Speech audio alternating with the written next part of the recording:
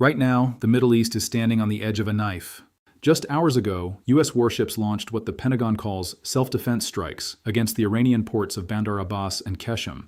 This isn't just another skirmish, it's the direct fallout of Iran's recent strikes inside Iraq. But while the missiles are flying, something even more shocking is happening behind closed doors. A single piece of paper, a 14-point memorandum, is sitting on a desk in Tehran. It's being called the one-page deal, and it could either end this war in 48 hours or trigger a conflict the likes of which we haven't seen in decades. Why did Trump suddenly pause Project Freedom? And why is Saudi Arabia suddenly slamming its airspace shut to U.S. jets? Today, we're breaking down the tactical reality of the U.S. strikes and the desperate gamble for peace that no one saw coming. You're watching Military Sense. The current escalation didn't happen in a vacuum. Just 24 hours after the United States paused its massive naval operation, Project Freedom, Iranian forces launched a series of coordinated strikes inside Iraq.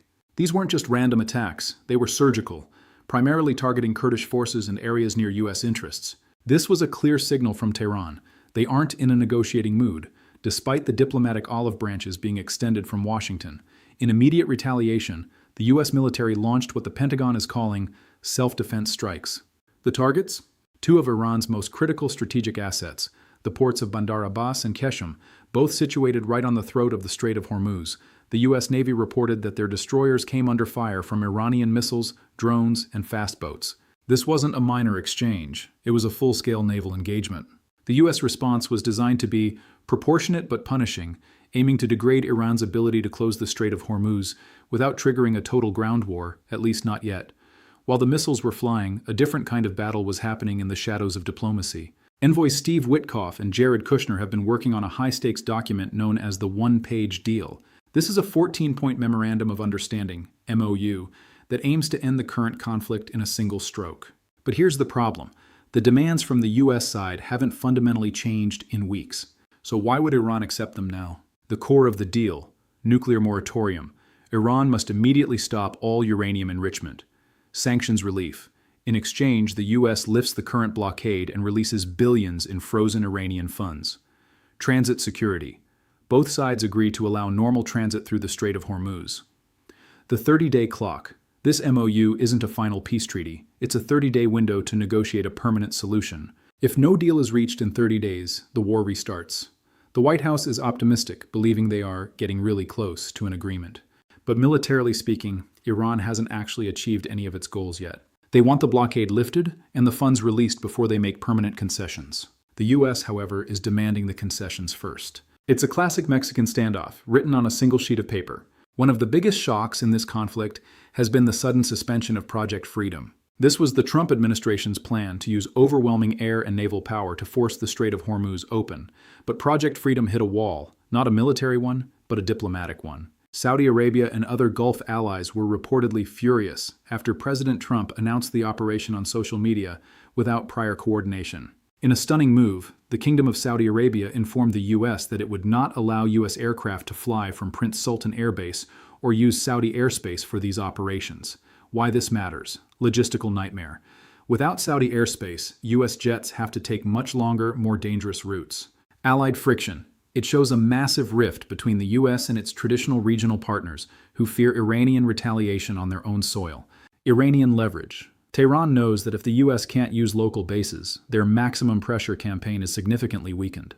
This is why the U.S. is now leaning so heavily on the one-page deal. If they can't force the strait open through Project Freedom, they have to negotiate it open or prepare for a much more costly direct invasion. Despite the U.S. naval presence, the blockade against Iran isn't airtight. There are massive holes in the net, specifically along the Iranian-Pakistani border.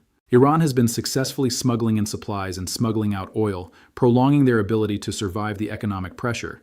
Furthermore, the geopolitical clock is ticking toward May 15th. That is when President Trump is scheduled to visit China. The strategic calculus. The China trip. Trump wants the Iran situation all done and dusted before he sits down with Chinese leadership. He doesn't want to negotiate with China from a position of being bogged down in a Middle Eastern quagmire. The Chinese role. Iranian foreign ministers recently visited Beijing, hoping the Chinese can act as mediators, or at least provide an economic lifeline that makes the U.S. blockade irrelevant.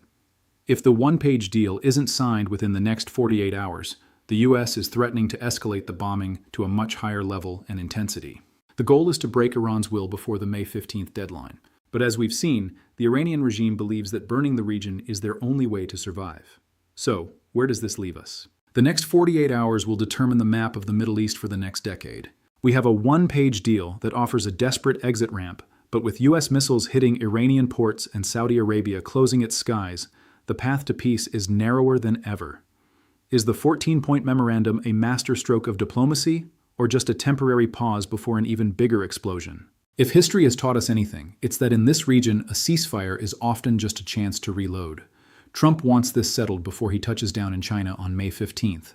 Iran wants the blockade lifted without losing its nuclear leverage. Something has to give, and when it does, the tactical reality on the ground will change in an instant. We'll be monitoring the Strait of Hormuz and the halls of Washington around the clock. If you want to stay ahead of the next major shift in global military strategy, make sure to hit that subscribe button and ring the bell. You don't want to miss our next deep dive into the numbers and the hardware shaping our world. Thanks for watching. This is Military Sense,